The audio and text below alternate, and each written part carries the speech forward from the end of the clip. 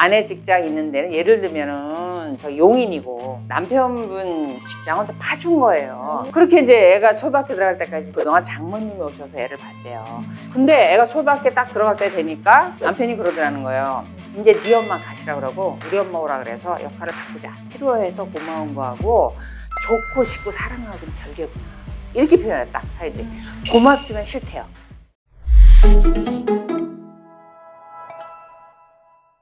근데 사실은 신은숙 변호사님이 관계 개선에도 많은 조언을 주시나요? 그럼요. 제가 네. 유튜브를 자꾸 올리다 보니까 유튜브는 대부분 이제 이혼에 대한 정보도 올리지만 대부분 관계 개선에 대해서 올리거든요. 이런 사례에서 이렇더라이트를 올리니까 요즘 상담 오시는 분 중에 30~40% 정도가 꼭 이혼하려고 하는 건 아니고 경험이 많으시니까 이런 경우 어떻게 해야 되는지 조언을 들어갔다는 분들이 30~40% 유튜브를 끊을 수도 없고 그러니까 30~40%가 오세요. 근데 그것도 또 제가 공익적인 면에서 또 제가 받은 만큼 이렇게 돌려드린다는 의미에서 이제 해야 된다는 생각을 하는데 그래서 오시는 분들이 많아요. 그래서 이렇게 얘기를 들어봐요. 난 이런 것 때문에 남편 때문에 힘들고 주로 이제 아내분들이 오시니까 힘들다라고 얘기하면 제가 꼭 물어봐요.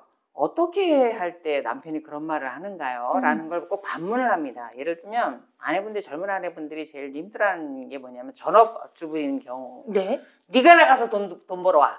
맞아. 너무 상처받는데요. 너무 상처받는데 속상하고 그래서 그 얘기를 언제 남편이에요?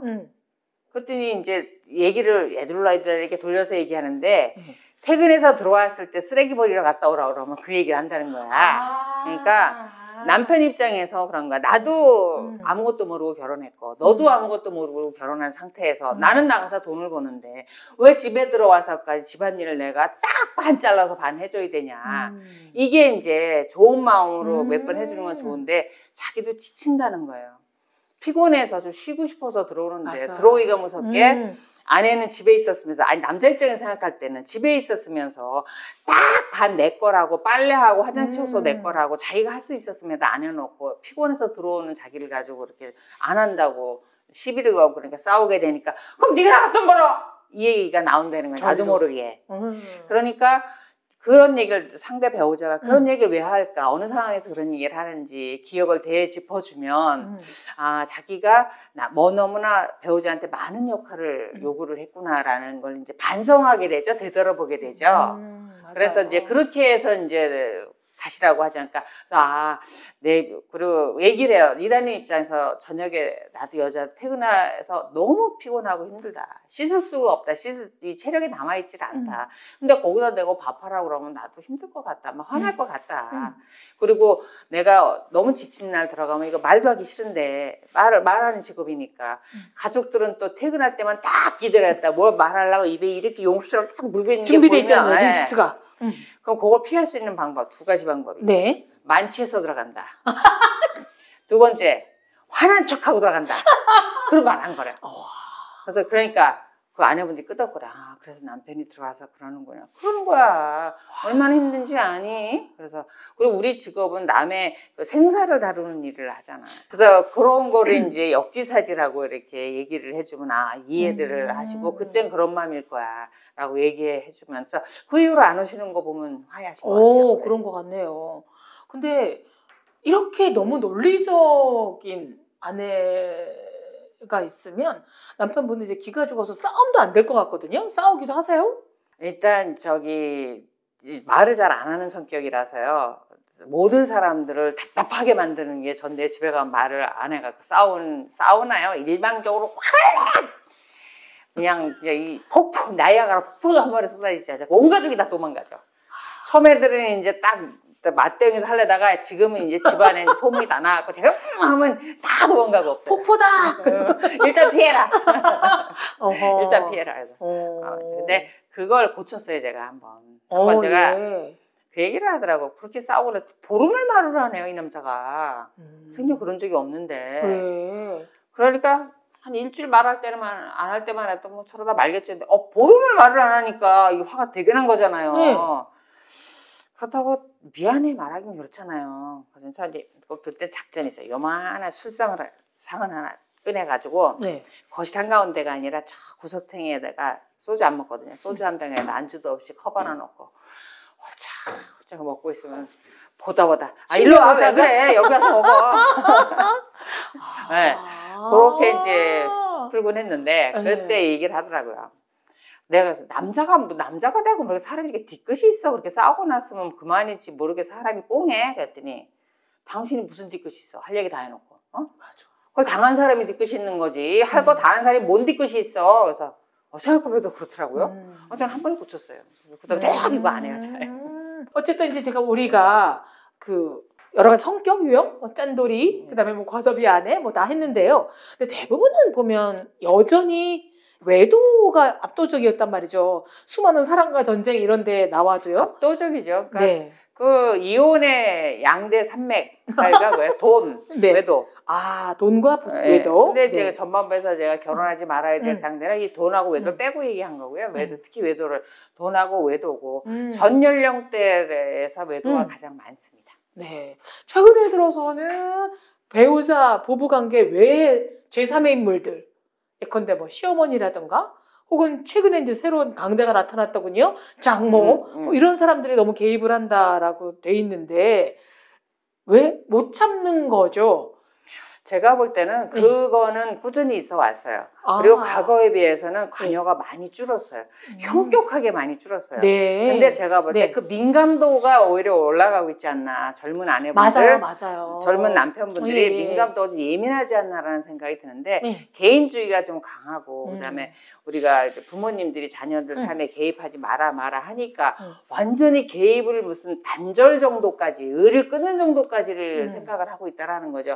그러다 보니까 뭐 어느 날 전화해서 뭐 이번 명절에 원래 물어보는 것도 간섭이고 이렇게 되는 거죠. 그다음에 뭐 어느 날 너희 집에 좀 가면 안 되냐, 내지는 뭐 우리 아버님 생신인데 같이 밥 먹자 이런 거도 간섭한다, 오라고 한다 이런 거 정도지. 제가 볼 때는 대부분을 이렇게 극복할 정도대로 대부분은 줄어들었어요.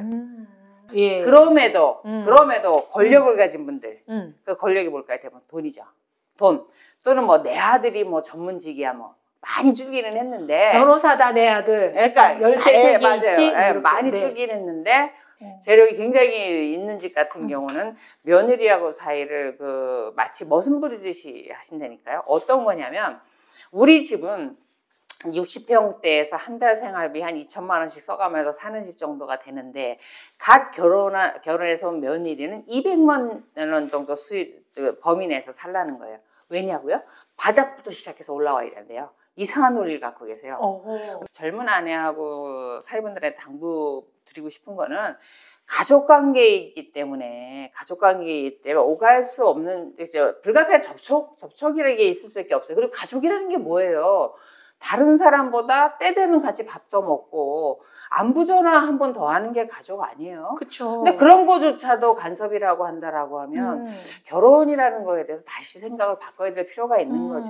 그래서 지나친 부분이 시어머니, 장모님도 좀 내려놔야 되지만 젊은 아내와 사위분들도 다른 가족의 일원으로 들어간다는 부분에 대해서 일정 부분 어느 정도의 그 인맥을 유지하기 위한 정도의 관계 형성은 좀 필요하다. 이렇게 마음을 열어놓을 필요가 있는 것 같아요. 요즘은 뭐 외벌이로 좀 살기도 어렵고 여성들도 100세 시대인데 자기 커리어를 유지하고 싶어 하잖아요. 근데 이제 아이를 놓을 경우에 대부분 시어머니보다 친정어머니 도움을 받고 싶어 하죠. 마음 편해서. 그래서 친정에 가서 살거나 아니면 친정이 옆에 오거나 수시로 와주시거나. 근데 이러면 은근히 신경 쓰이는 게 남편하고 자기 친정 엄마랑 갈등이 되는 거예요. 제가 실제로 상담 온 사례를 젊은 아내가 왔어요. 그래서 왜 왔냐니까 이혼하려고 온 게 아니고 그 얘기. 이런 문제가 있는데 경험이 많으니까 조언을 좀 얻고 싶어서 왔다고. 뭐냐 그랬더니 아이가 이제 초등학교를 들어갈 나이가 됐는데 그동안 장모님이 오셔서 애를 봤대요. 그리고 같이 맞벌이니까 그 신혼집을 아내 직장 근처에다가 해놓은 거예요. 근데 이제 그 남편 아내 직장 있는 데는 예를 들면은 저 용인이고 그다음에 남편분 직장은 좀 파준 거예요. 멀다. 네, 외곽도로를 타고 이렇게 해서 안 막히면 왕복 3시간 출퇴근 시간이. 그렇게 이제 애가 초등학교 들어갈 때까지 7년을 사는 거예요. 어머. 그리고 장모님 뭐 살림해주고. 근데 애가 초등학교 딱 들어갈 때 되니까 남편이 그러더라는 거예요. 표현을 그렇게 해요. 사이 안 좋을 때. 장모님이라고 안 불러요. 네 엄마라 그래. 이제 네 엄마 가시라 그러고 우리 엄마 오라 그래서 역할을 바꾸자. 그리고 파주로 이사하자. 그러더라는 거야.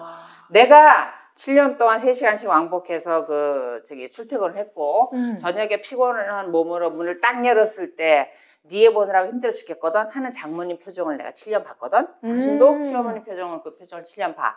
이렇게 얘기한다는 거예요. 그때도 충격이었어요. 그래서 이 사람이 고마운 거, 필요해서 고마운 거하고 좋고 싶고 사랑하고는 별개구나. 장모님은 고맙지만 싫대요. 이렇게 표현해 딱 사이들. 고맙지만 싫대요. 그러니까 장모님 입장에서는 생각해서 김서방 요것도 좀 먹어보게.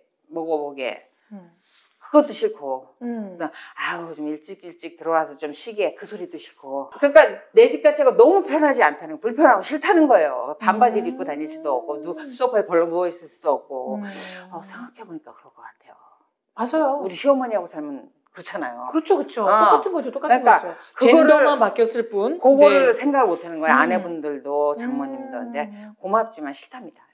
근데 저는 신은숙 변호사님의 속속들이 알지 못하고 늘 공식적인 자리에서만 뵀지만 가장 경이로웠던 게 결혼하고 두 자녀를 다 놓으신 다음에 그때서야 사법고시 준비하셨다면서요? 네, 제가 40에 붙어가지고 변호사를 42살부터. 남들은 은퇴할 나이에.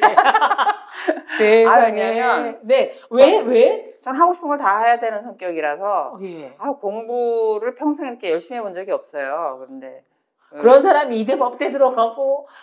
공부를 안 해서 거기 갔죠. 잘했으면 이제 거기 안 갔죠.